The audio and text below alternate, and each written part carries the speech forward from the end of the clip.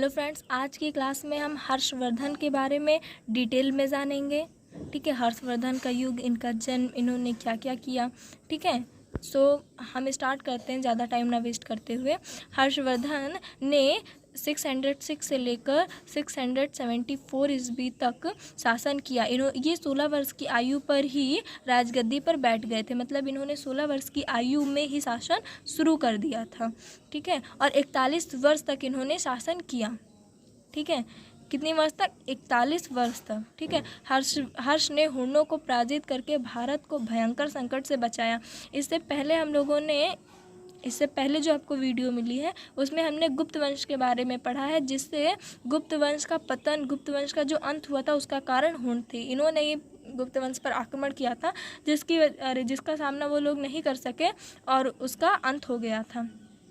ठीक है, तो इन्होंने क्या किया? हर्षवर्धन ने उनका सामना किया, उनको हराया और पराजित किया और मतलब भारत को एक भयानक संकट से बचाया। अपने शासन के अंतिम समय में उसने कई सभाओं का आयोजन करवाया। ठीक है, तथा बौद्ध धर्म का प्रचार प्रसार किया। ठीक है, बौद्ध धर्म को मतलब और ज़्यादा बढ़ाया। ठीक है, हर्षवर्धन का जन्म 590 ईस्वी को हुआ था। हर्षवर्धन ने लगभग पूरे उत्तरी भारत पर अपने शासन स्थापित कर लिया था। ठीक है, स्थापित कर लिया था मतलब जहाँ जो भी उस पर शासन कर रहे होंगे उनको हराकर पराजित कर अपना राज्य स्थापित कर लिया था। ठीक है, अरे हराकर से अगर आप पराजित लिखेंगे तो वो ज़्यादा अच्छा लगेगा पढ़ने में।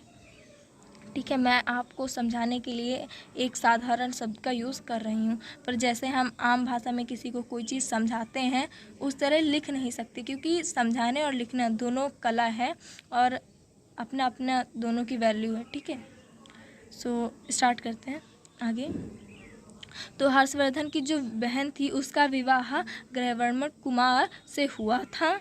ठीक है, कई वर्ष बाद इसको मालवा के राजा देवगुप्त ने युद्ध में हरा दिया था तथा उनका कत्ल कर दिया था। मतलब उनका देहांत हो गया था। ठीक है, देहांत क्या हो गया था? उन्होंने युद्ध में हरा कर उनका कत्ल कर दिया था, मतलब हत्या कर दी थी। ठीक है, विधवा मतलब इनकी बहन विधवा हो गई। ठीक है, अब भाई जिसका पति नहीं वो विधवा ही उसको कहा जाता है। और क्या किया, इनकी जो पत्नी थी विधवा, उनको बंदी बना लिया।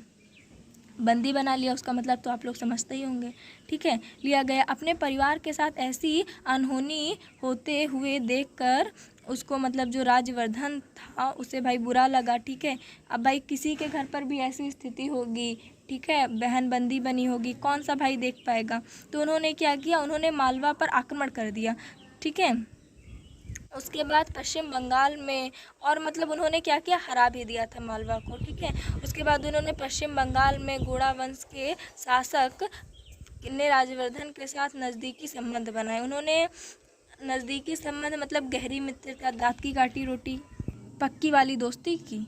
ठीक है, परंतु उसने मालवा के उसने धोखे का काम किया। मतलब वही वाला हाल ना कि सामने से आपसे प्यार से बोले और पीठ पीछे छुरी वाला काम करे।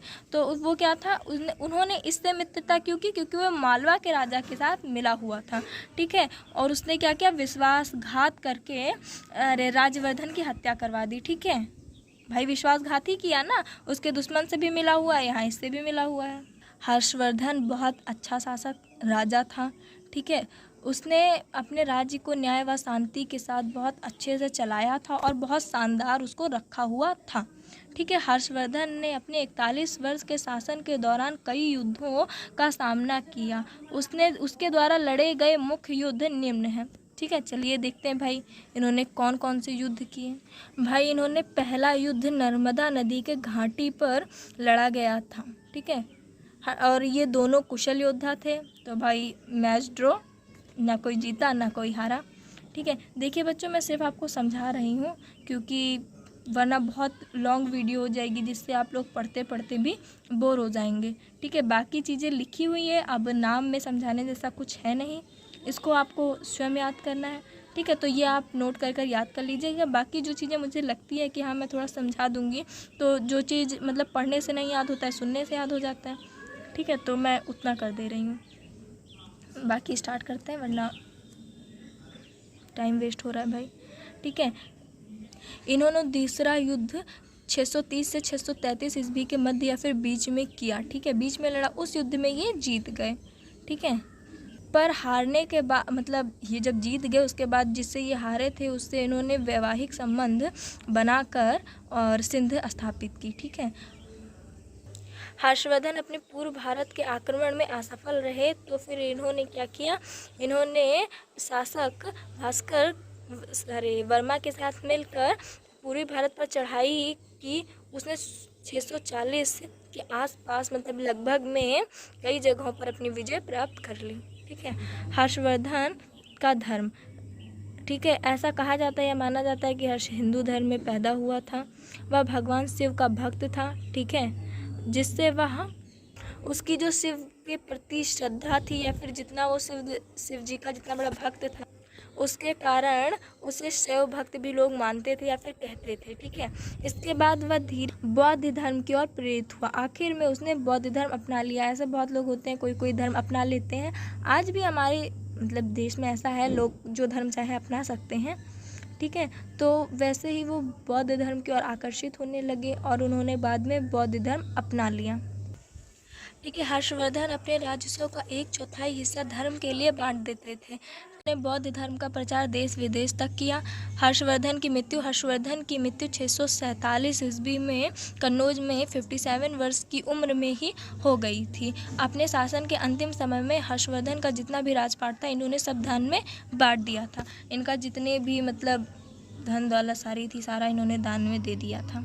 सो हर्षवर्धन का टॉपिक कंप्लीट हो गया है, ठीक है। आप प्लीज़ चैनल को लाइक सब्सक्राइब कर दीजिएगा एंड अपने फ्रेंड को भी शेयर कर दीजिएगा जिससे उन्हें भी नोट्स मिल जाए, ठीक है। और नेक्स्ट टॉपिक आपको नेक्स्ट वीडियो में मिलेगा। Thank you.